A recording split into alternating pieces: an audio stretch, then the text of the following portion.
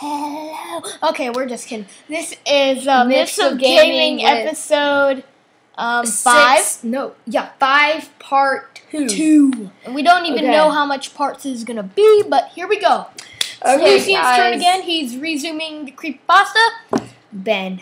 And here we go. 3, 2, Action. 1. Okay. Open your ears.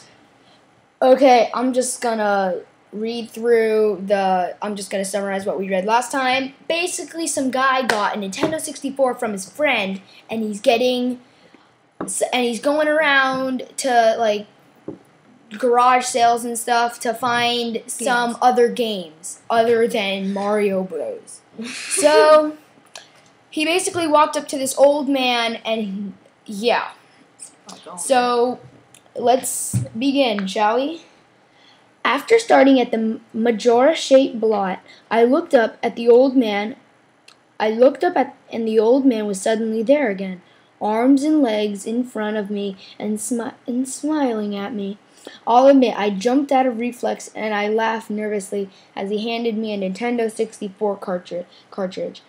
It was a standard gray color, except that someone had written Majora on it in black permanent marker.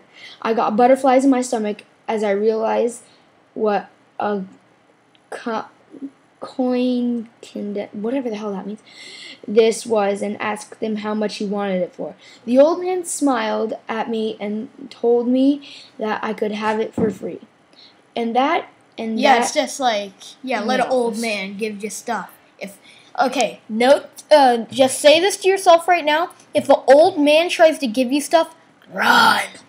Well, not necessarily. If you know the old man, like if it's a strange old man, don't take it from him. But if it's like someone you know, like really well, then you can take it. Only with your parents' permission. Okay. The cops. Somebody call them. Okay, keep going. Okay. That it used to belong to a kid who was about my age that didn't live here anymore. There was something weird about that, about how the old man phrased that, but I didn't pay attention to then. But I didn't really pay attention to then. Okay, that made no sense. I was too caught up in not only finding this game, but getting it for free. I reminded myself that to be a bit skeptical, since this looked like a pretty shady cartridge, and there was no guarantee it would work. But then the optimist inside me interjected that maybe it was some kind of beta version or paraded version of the game, and that was all I needed to go back on cloud 9. I thanked the old man, and the man was smiling at me and wished me well, saying, "Goodbye then." At least that's what it sounded like to me. All the way in the car ride home, I had a nagging doubt that the old man had said something else. My fears were confirmed that when I booted up the game, to my surprise, it worked just fine.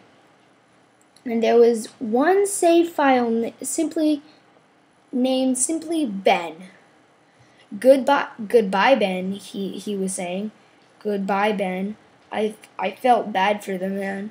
Obviously a grandparent and obviously going to senile.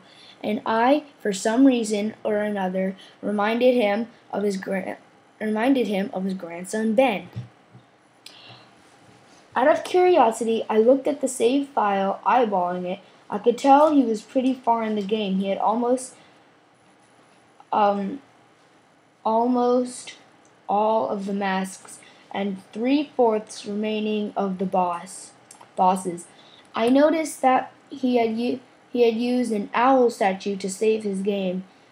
He was on day 3 and by Stone Tower Temple with hardly an hour left before the moon would crash. I remember thinking that it was a shame that he had come so close to beating the game but had never finished it. I made a new file named Link out of tradition and started the game, ready to relive my childhood. Relive my childhood. Next paragraph. Yeah, okay, I'm going to read this one paragraph and then we're done. Sound like my mom. Never mind. One more. Okay. For such a shabby-looking game cartridge, I was impressed at how smoothly it ran. Literally, just like a retail copy of the game. Save for a few minor hiccups here and there, like textures being where they shouldn't be, random flashes of cutscenes and odd intervals. Stop that. Okay. But nothing too bad. However, the only thing that was a little unnerving was that at times of the NPCs would call me Link, and at other times they would call me Ben. Dun dun dun. I figured out it was just a bug or something, a fluke in the programming causing our files to get mixed up or something. It did kind of creep me out, though, after a while, and it was around after I was beaten the Woodfall Temple that I regrettably went to save the file and deleted Ben. I had intended to preserve the file just out of respect of the game's original owner. It's not like I needed two files anyway.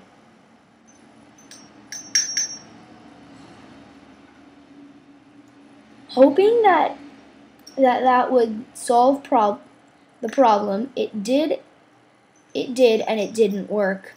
Now NPCs would call me anything where my name should be in the dialogue. There was just a blank space. My saved file was still called Link, though. Frustrated and with homework to do, I put the game down for the day. Okay, so this one.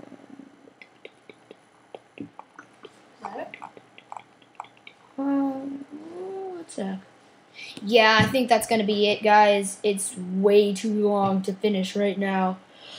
So, hope you guys enjoyed this video. We will be back with part 3 momentarily. Yeah. Or maybe in a day or so. But yeah, we will finish this creepypasta because it's a really good one. It's really popular. And we know you like our videos. So, thank you for watching. This has been Myths of Gaming, episode 5, part 2. This is episode 6. I mean 5. Yeah, 5. And please subscribe, leave a comment, maybe Favorite and like. Yeah, favorite us, like us. Also, leave a link in the description. Leave a link to any other creepypastas or tell us what creepypastas you might want. And yeah, this was Myths of Gaming, and peace out. See ya. Bye.